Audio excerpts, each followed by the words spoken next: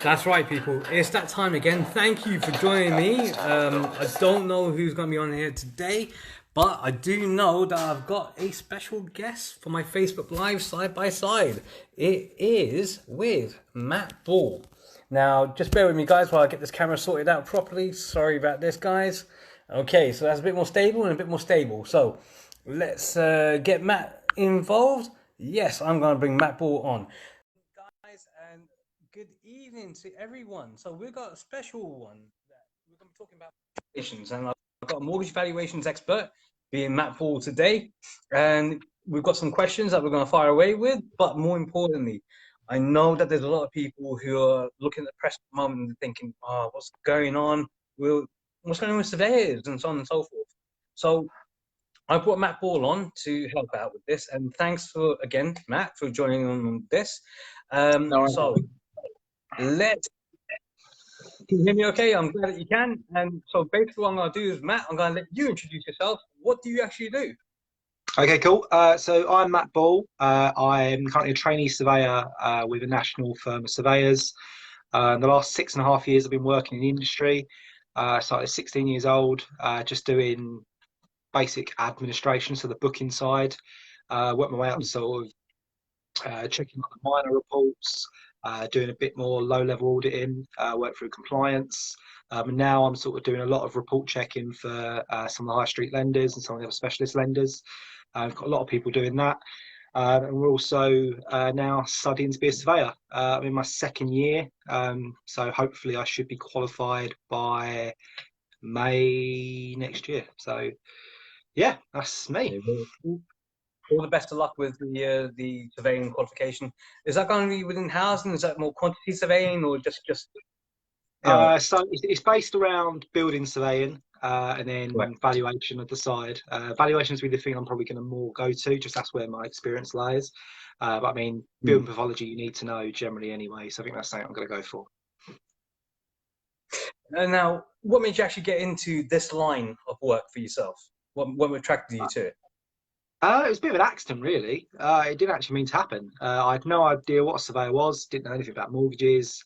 Literally, all I know is that, oh, that house looked nice. It sold the other day, 250,000. Like, that's all I know. So my original history, I was doing like a lot of sports coaching, athletics coaching for a while. Done that. I do a lot of charity work on the side as well. I've had to step back from that now, obviously doing my studies. Um, but Yeah. eventually, I was with school. I was only doing my A levels. I was doing sports coaching, business. But there was a few issues with that particular school. They got all their new teachers in, and teachers messed up. So they said you can either stay another 6 months or you can leave. Me sort of being a little bit funny, I was like, I'm going to leave, sorry. And then a couple of months later, I applied for this job. Luckily enough, I knew someone who knew someone at that company, and they just got me the job, really, and never looked back.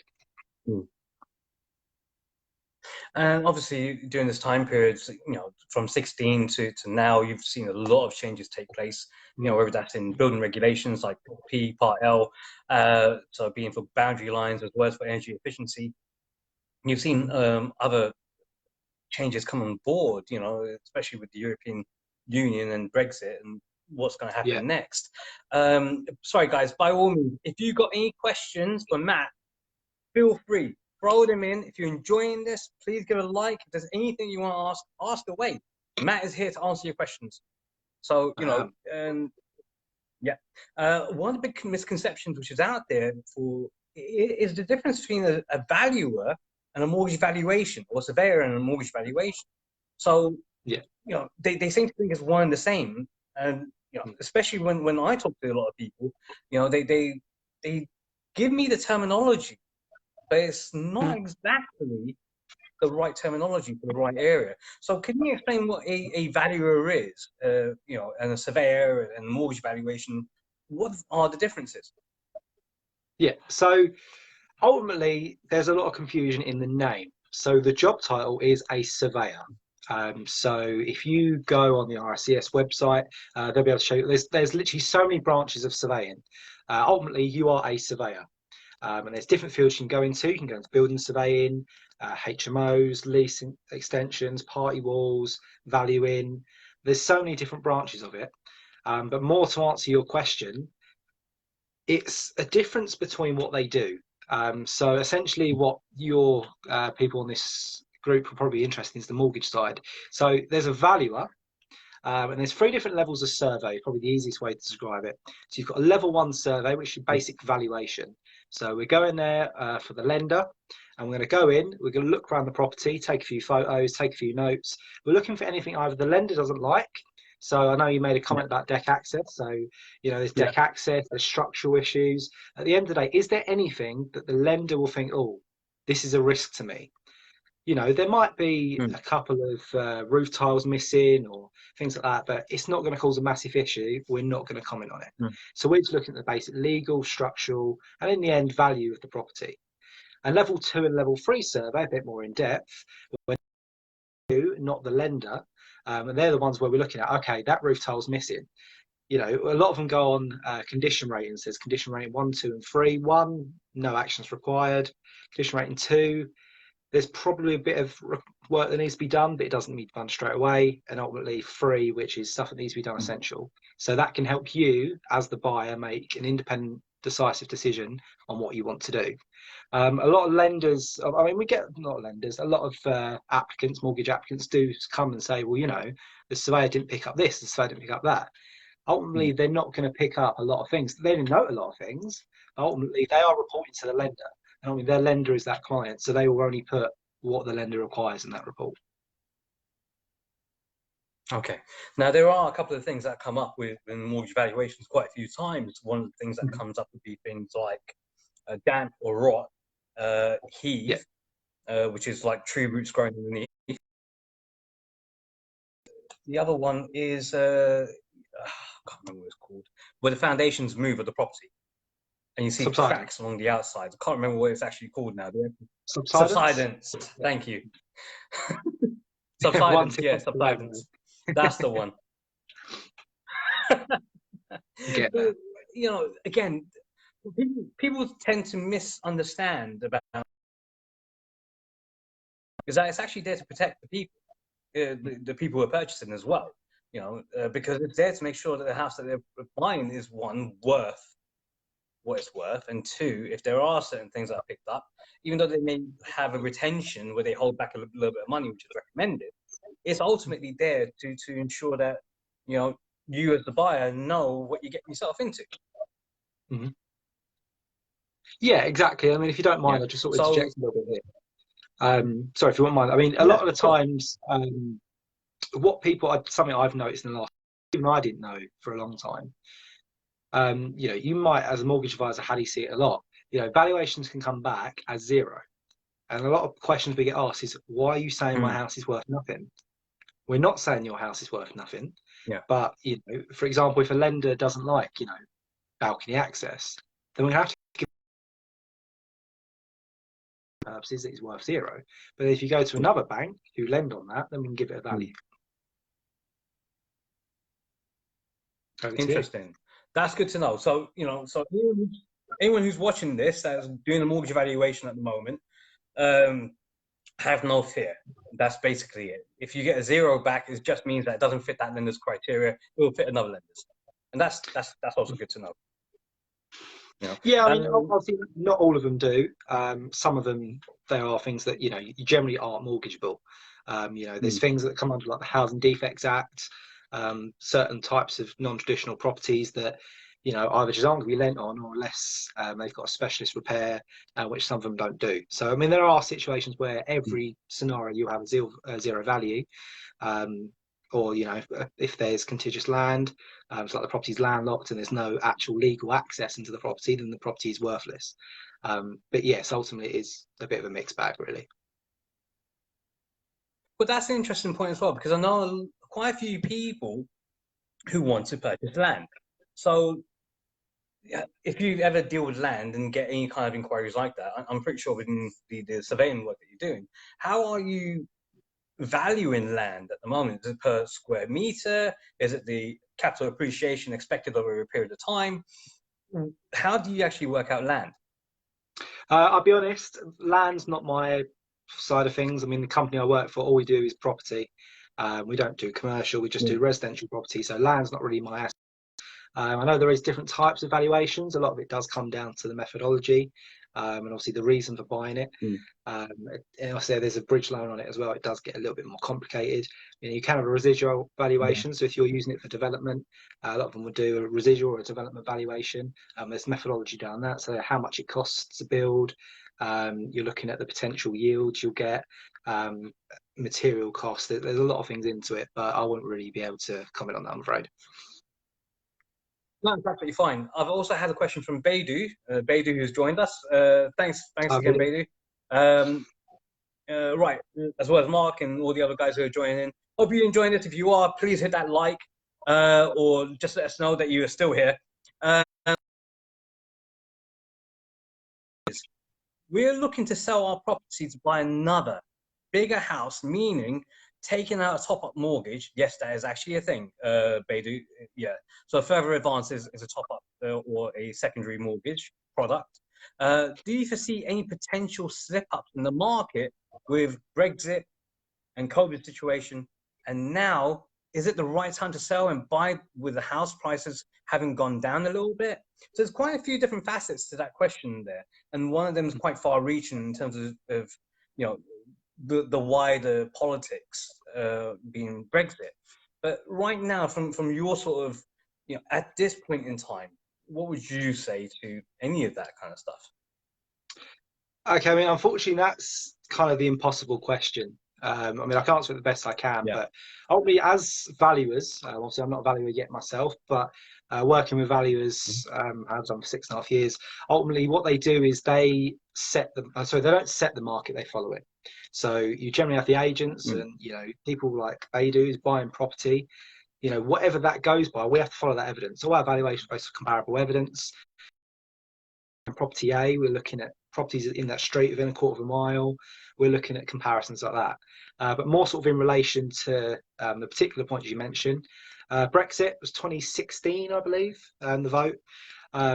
It's awkward because I can say like a general point of view from what I've seen. But ultimately, I wouldn't be able to say for definite. I mean, I know what I've seen for the last couple of years. Generally, with Brexit, it's been a static market. Some areas have gone up. London did famously go down for a short period, and I believe that's gone back up now. But ultimately, with Brexit, it has been equal. There's a lot of things still depend. I mean, officially, we are out of the EU. Brexit has happened. Obviously, what the government are doing now is they're just agreeing, certain laws, certain trade deals. I'm sure property would come into that in some way, shape, or form. Foreign landlords, tax issues, and things like that. I'm sure that could potentially come into it. But I mean, all I can say is at the moment, just going by the past history, there's not been a massive change. It has been generally static. If you want to double check, I was honestly just say, you can even look at the house price yourself. You can look at the history from there. Alternatively, speak to your agent. That's probably the best thing for that. Moving on to coronavirus, that's probably an even harder question. What we're getting a lot at the moment, I know me and Hallie briefly spoke about this before, I did mention this part. Lenders were doing valuations, in particular, some lenders were doing what they call desktop valuations. So where the surveyor doesn't go into the property, he essentially does all the work from home.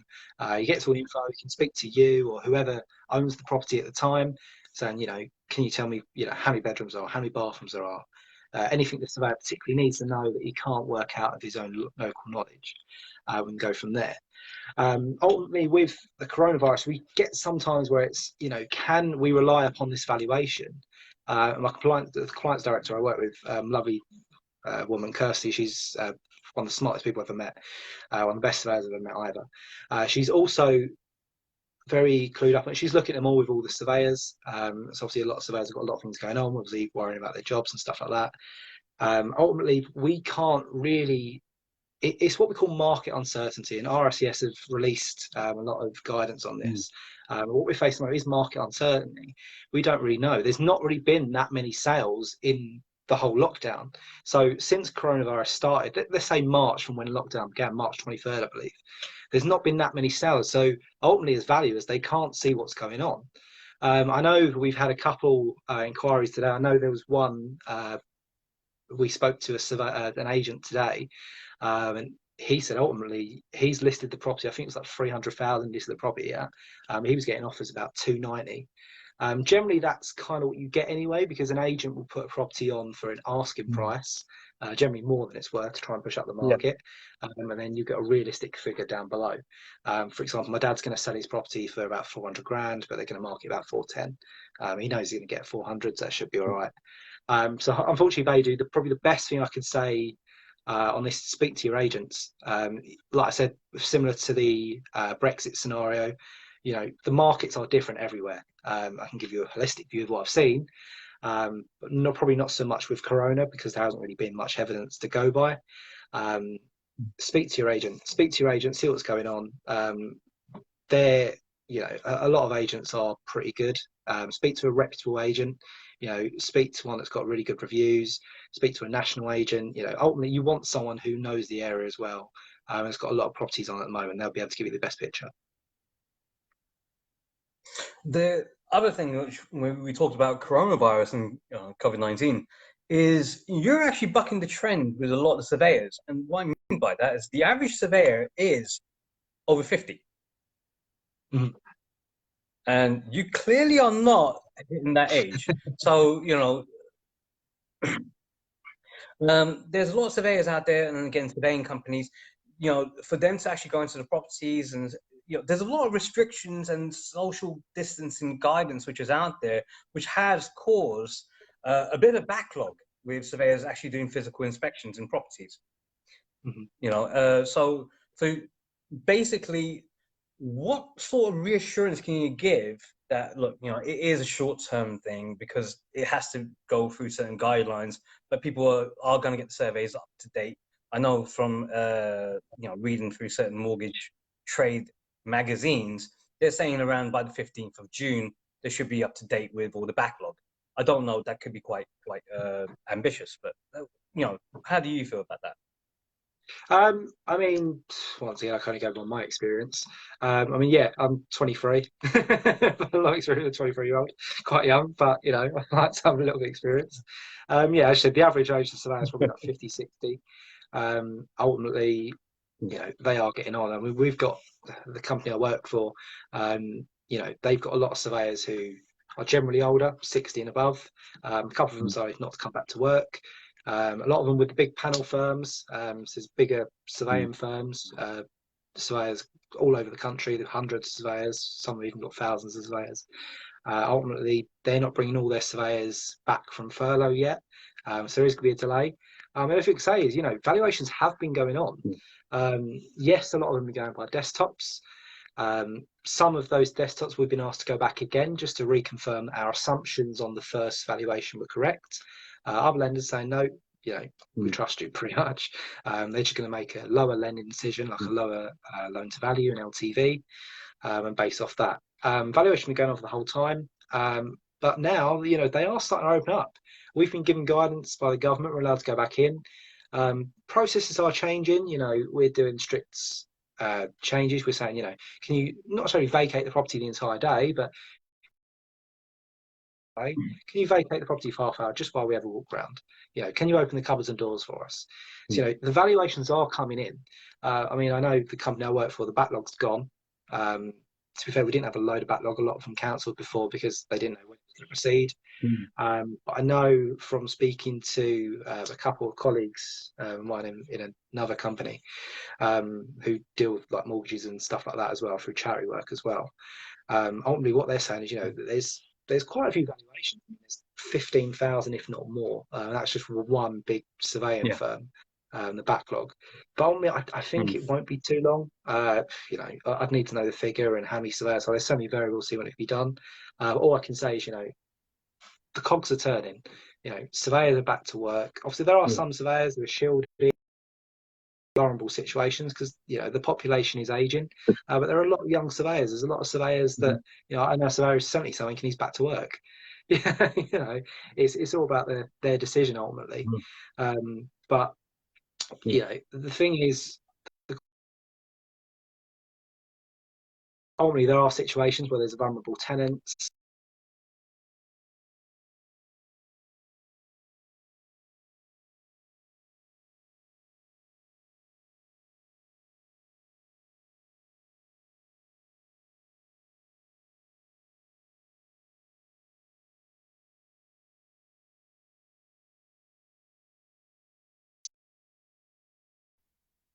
Matt.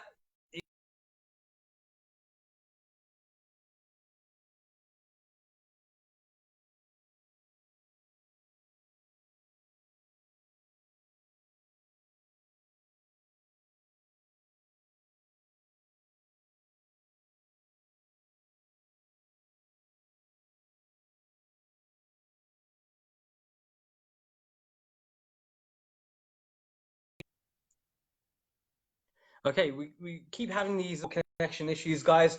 If you're enjoying this so far, and you know, again, if you've got questions for Matt, please fire them in.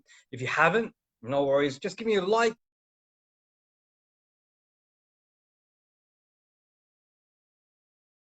Good. But if you don't like it, you know, just let me know that you're there. Beidou, I'm glad that we've answered your question on on your question, and I'm hoping that it all works out well for you, my friend. Oh, poor Matt, he's just frozen there, and he doesn't even know it. Let me see. Is it me? No.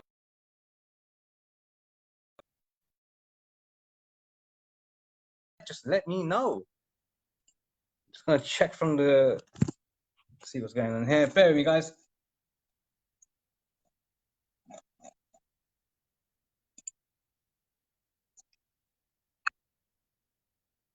Okay. Just trying to wait to see if we can get reconnected back again. Yeah, again, valuations is an important part of anything whenever you're going out, because you want to make sure you're protected as well as knowing that what you're buying is worth it. Therefore, it's not even working. Hold fire, guys. I'm gonna see if it works.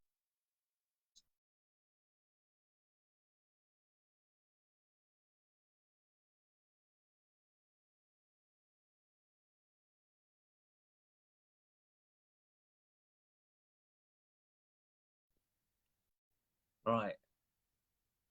Okay, good, good. I'm getting some signals coming in. I'm hoping that we can reconnect with Matt.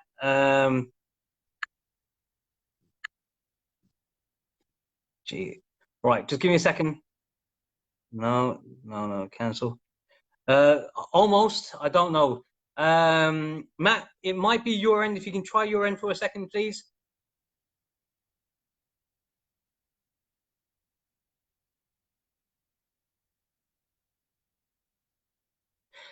It should resume very soon. So just give it a couple of moments. Daniela, thanks for coming on board. Guys, if you're waiting and just wondering what's going on here, it's called technical internet issues. So take this opportunity. Please feel free to ask Matt any questions. Matt has answered already a couple of questions that have been given to us earlier before we came on board. But feel free to ask any kind of questions now. You know, if you're a first-time buyer, if you're remortgaging, if you feel a little bit uncomfortable about the market, you know, Matt's given a lot of confidence. Is the best way of putting it, because again, it's the inner workings and letting people know that, you know, something, there is something going on in the background here. People are getting back into work. Surveyors are coming back in. The backlog which has happened and due to the lockdown has now started to move forward again. Is Brexit going to play a big factor? Technically, we are out of the European Union. We just haven't transitioned properly yet, but we're still working through it. It's just due to coronavirus that's come on. Okay, right, let's give it a shot now. What am I trying? Let's see. Because all I got is a blank screen from Matt. Hold on. Let's see. Add. Come on, man. What's going on there?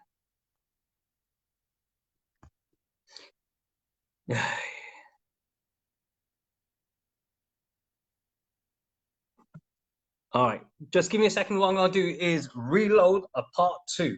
But for the time being, guys, if you've got any questions, give it to me. I'll be more than happy